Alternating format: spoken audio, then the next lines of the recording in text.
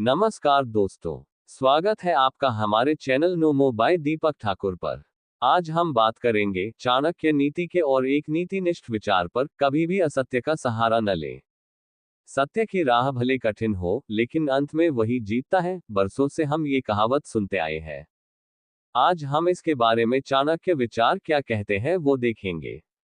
चाणक्य, जिन्हें कौटिल्य या विष्णुगुप्त के नाम से भी जाना जाता है, केवल एक राजनीतिज्ञ या अर्थशास्त्री नहीं थे। वे एक महान विचारक, दूरदर्शी और नैतिक जीवन के मार्गदर्शक भी थे। उनकी नीतियों में जीवन के हर पहलू के लिए मार्गदर्शन है, और उनमें से एक अत्यंत महत्वपूर्ण विचार है, कभी भी असत्य का सहारा न लें। यह विचार सुनने में साधारण लग सकता है, परंतु जब हम अपने जीवन में झांक कर देखें, तो पाते हैं कि असत्य का आकर्षण कई बार हमें अपनी ओर खींचता है, कभी डर के कारण, कभी स्वार्थवश और कभी असफलताओं से बचने के लिए। लेकिन चाणक्य चेतावनी देते हैं कि असत्य की नींव पर कोई भी सफलता स्थायी नहीं हो सकती।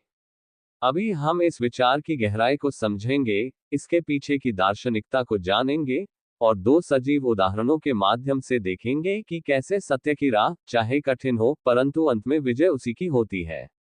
पहले चाणक्य नीति में सत्य का स्थान कितना अहम है वो समझते हैं। चाणक्य नीति में सत्य को आत्मा का धर्म बताया गया है। चाणक्य कहते हैं, सत्यम वद धर्म चर, मतलब सत्य बोलो, धर्म का पालन करो। उनके अनुसार असत्य की राह तात्कालिक लाभ दे सकती है, लेकिन दीर्घकाल में वह व्यक्ति को पतन की ओर ही ले जाती है। असत्य विश्वास को नष्ट करता है, संबंधों में जहर घोलता है और अंततः आत्मग्लानि से व्यक्ति टूट जाता है। लेकिन असत्य का आकर्षण क्यों होता है? डर से बचने के लिए कई बार बच्चे माता पिता से झूठ बोलते हैं ताकि डांट से बच जाएं। यही प्रवृत्ति बड़े होने पर भी बनी रहती है। इसलिए हमें बचपन में ही सत्य के बारे में सिखाया जाता है। स्वार्थ पूर्ति के लिए, नौकरी में तरक्की, व्यापार में लाभ, रिश्तों में मनमाफिक चीजें पाने के लिए लोग असत्य का सहारा लेते हैं। लेकिन जैसे ही इनका स्वार्थ अन्य लोगों के नजर में आता है, तो उन्हें गंभीर परिणाम भुगतने पड़ते हैं। एक झूठ छुपाने के लिए दूसरा, दूसरा छुपाने के लिए तीसरा। यह सिलसिला जारी रहता है, उनके और उनके झूठ के अंत तक।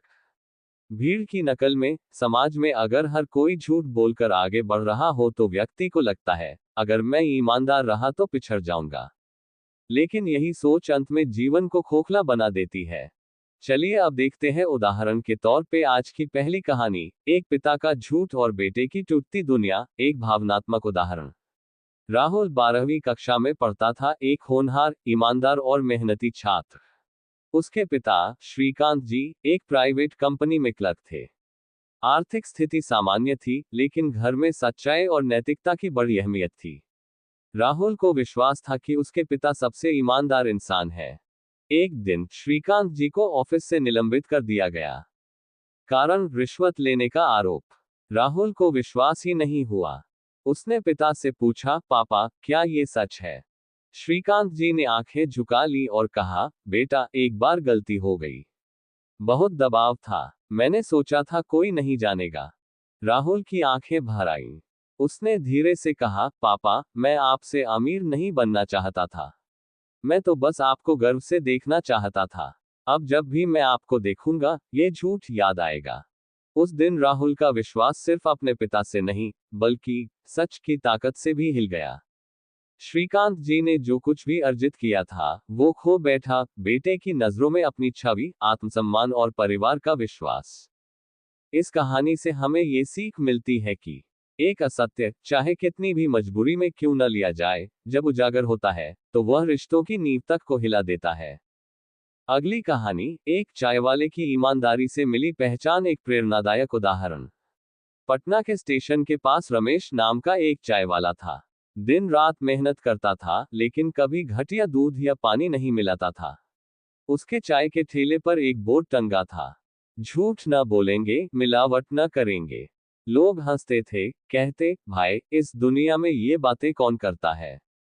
तू भी थोड़ा मिलावट कर ले, मुनाफा बढ़ जाएगा। पर रमेश मुस्कुरा देता, जो सच नहीं, वो मेरे गले नहीं उतरता। एक दिन एक बुजुर्ग सज्जन ने उसकी चाय पी और बोले, तुम्हारी बातों में ईमानदारी की खुशबू है। मैं एक न्यूज चैनल में काम करता हूं, तुम्हारी कहानी मैं लोगों तक पहुंचाऊंगा। कुछ हफ्तों बाद रमेश की कहानी वायरल हो गई। सच्चाई बेचने वाला चाय वाला। लोग उसकी चाय पीने दूर दूर से आने लगे।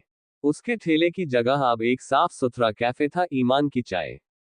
इससे हमें सीख मिलती है, सत्य की राह मुश्किल जरूर होती है, लेकिन जब उसकी पहचान बनती है तो वह लोगों के दिल में जगह बना लेती है। सत्य का सहारा क्यों जरूरी है? 1. विश्वास की नींव। सत्य बोलने वाला व्यक्ति लोगों का भरोसा जीतता है। झूठ से बना रिश्ता रेत पर महल की तरह होता है, अस्थायी। 2. आत्मिक शांति। असत्य बोलने के बाद व्यक्ति अंदर ही अंदर जलता रहता है। सत्य आत्मा को शांति देता है। 3. दीर्घकालिक सफलता। झूठ से मिली सफलता क्षणिक होती है। सत्य की बुनियाद पर खड़ा व्यक्ति भले देर से आगे बढ़े पर गिरता नहीं। इसलिए तो कहते हैं अंतिम विजय सत्य का। लेकिन जब सत्य कठिन हो तब क्या करें? सत्य को कहने का तरीका विनम्र रखें। सत्य कड़वा हो सकता है, लेकिन उसे कहने का तरीका मीठा होना चाहिए। परिस्थितियों से न भागें। असत्य अक्सर तब आता है जब हम किसी स्थिति का सामना नहीं करना चाहते। स्वयं को याद दिलाएं, मैं किसी भी परिस्थिति में सच्चाई नहीं छोड़ूंगा, चाहे कितना भी बड़ा नुकसान क्यों न हो। चाणक्य का स्पष्ट संदेश है।